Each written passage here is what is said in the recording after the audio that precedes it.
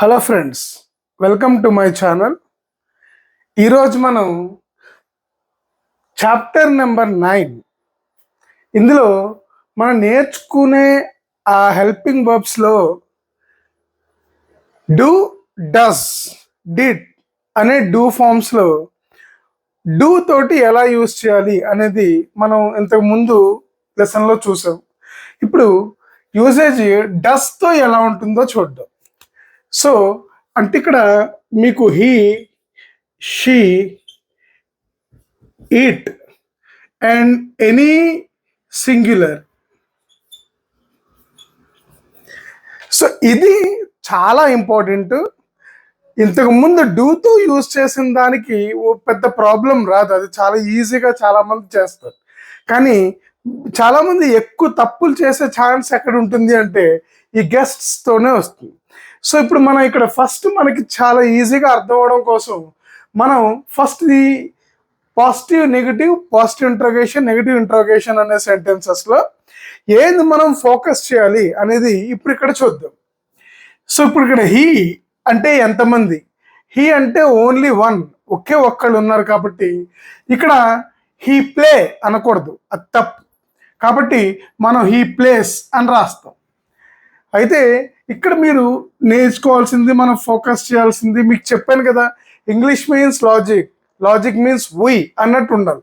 కాబట్టి ఈ లాజిక్ని మనం గుర్తుపెట్టుకోవాలి. సెంటెన్స్ ఎంత పొడుగున్నా అందులో లాజిక్ ఏంటనేది ముందు మనం అర్థం చేసుకోవాలి.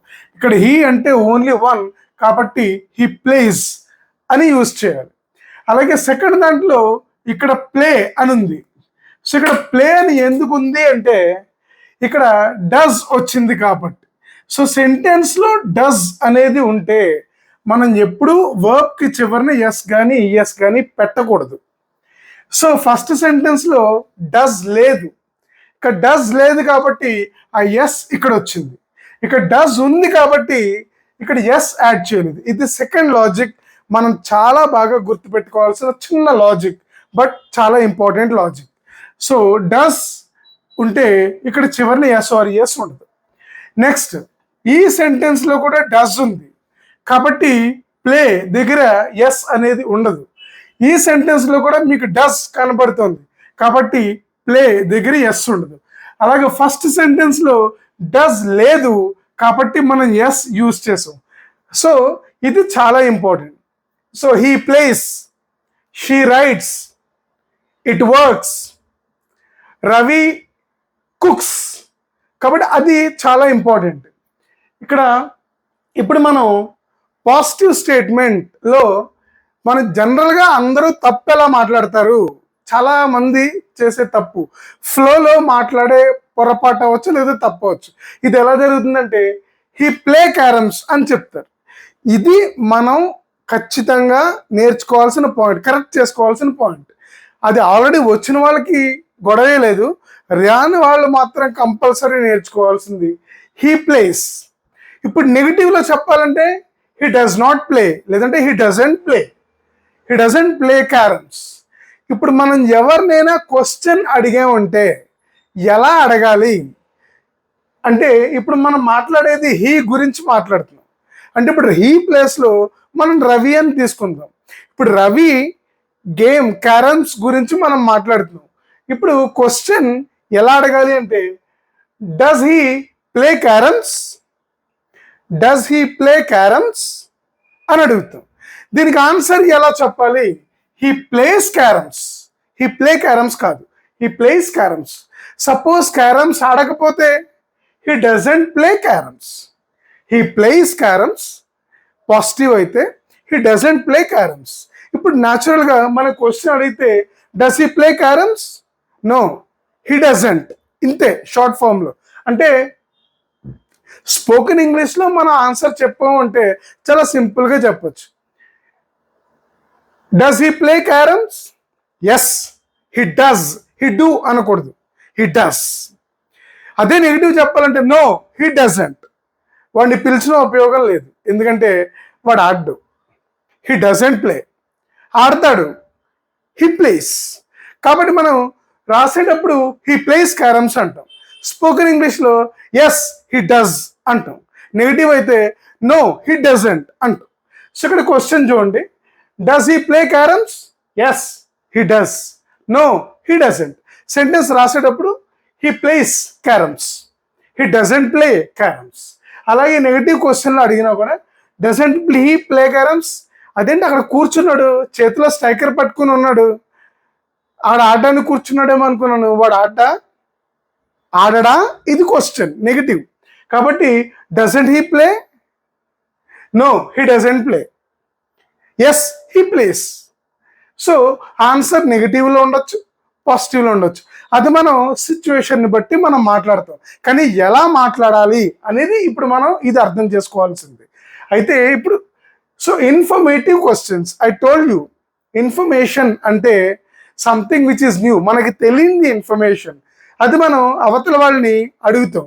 కాబట్టి ఇక్కడ మరి మీరు నేర్చుకోవాల్సింది ఏంటంటే కంపల్సరీగా హూ ప్లేస్ క్యారమ్స్.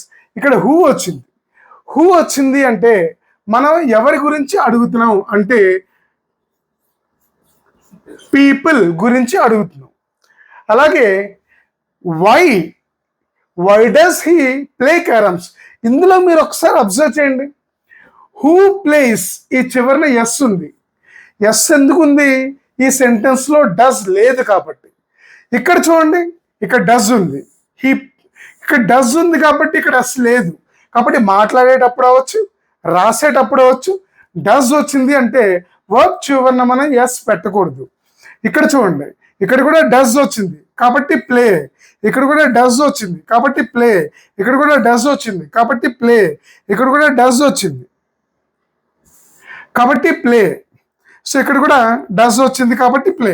ఇది చాలా ఇంపార్టెంట్ లాజిక్, మనం మాట్లాడేటప్పుడు కానీ రాసేటప్పుడు కానీ గుర్తుపెట్టుకోవాల్సింది. So why does he play carroms? ఇప్పుడు వై అన్నప్పుడు మనం REASON రీజన్ అడుగుతాం. ఆ రీజన్ ఏంటో మనకు తెలీదు, వై అని అడుగుతాం కాబట్టి అది రీజన్ అవుతుంది. When does he play carroms? ఇప్పుడు వెన్ అన్నప్పుడు దేని గురించి అడుగుతాం? మనం టైం గురించి అడుగుతాం. వెన్ దగ్గరికి వచ్చేసరికి టైం. నెక్స్ట్ది where does he play carroms అని అడుగుతారు. సో ఎక్కడ ఆడతాడు అంటే ప్లేస్ అడుగుతారు. సో ఇక్కడ ప్లేస్. నెక్స్ట్ది how does he play carroms? బాగా ఆడతాడా, యావరేజ్గా ఆడతాడా, అస్సలు రాదా? So how does he play carroms? He plays carroms very well. So answer చెప్పడానికి మనం ఇక్కడ సీక్వెన్స్ యూజ్ చేస్తాం, SEQUENC sequence.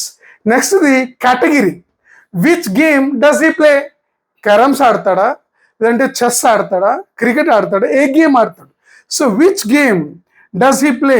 So this is category. Or you can write specification. So ఏ పర్టికులర్గా ఏ గేమ్ ఆడతాడు అనేది.